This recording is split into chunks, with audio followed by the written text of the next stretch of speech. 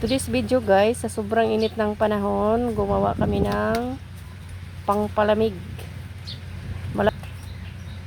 Pag tag-init guys, sarap uminom ng malamig. Hindi lang ito pangpalamig guys, ang buko. Kundi may makukuha din tayo ng mga nutrients. Isa din ang buko sa mag-cleansing sa ating katawan. Kasi pag umiinom ka ng buko juice, paragi kang lagi kang umiihi. Kaya hindi ka ma-UTI. At ang buko sad guys, ayon sa mga eksperto, ito ay tilihin niya na malakas ang ating mga buto. Kaya pag mahina na yung buto mo, kumain ka lang ng buko.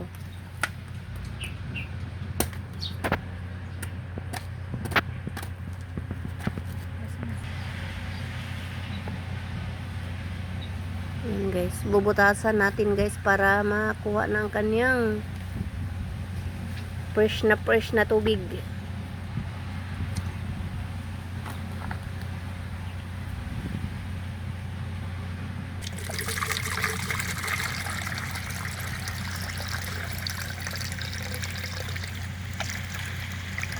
Sarap.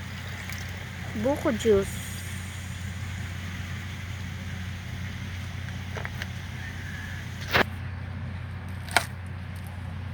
Yan guys, ang kanyang laman sa loob.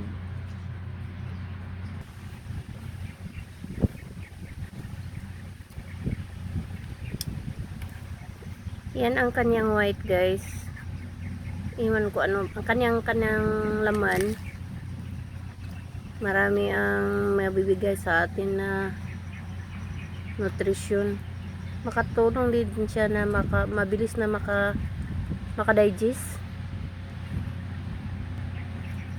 Kaya mas mainam kung palagi tayo kumakain ng fresh na buko.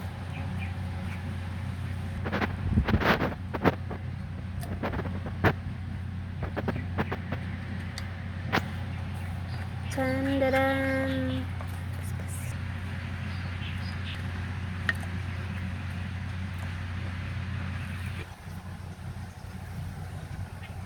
Yan guys, lagyan natin siya ng masarap na milk. Masarap na milk.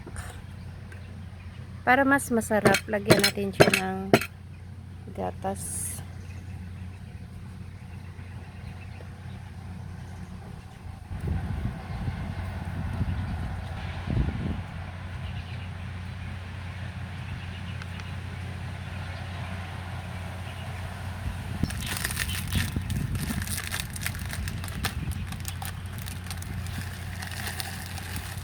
O, diba? Dalawang biscuits ang ilagay natin guys para mas sarap. Simple lang na palamig dito sa bahay.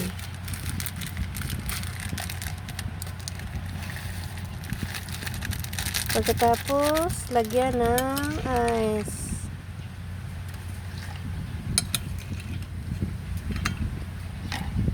O, tapos ganun-ganun lang.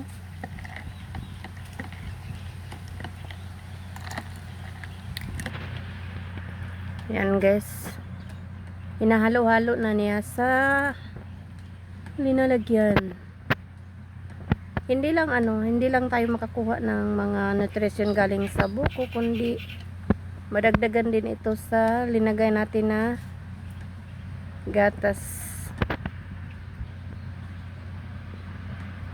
Bilis guys, may pangpalamig na.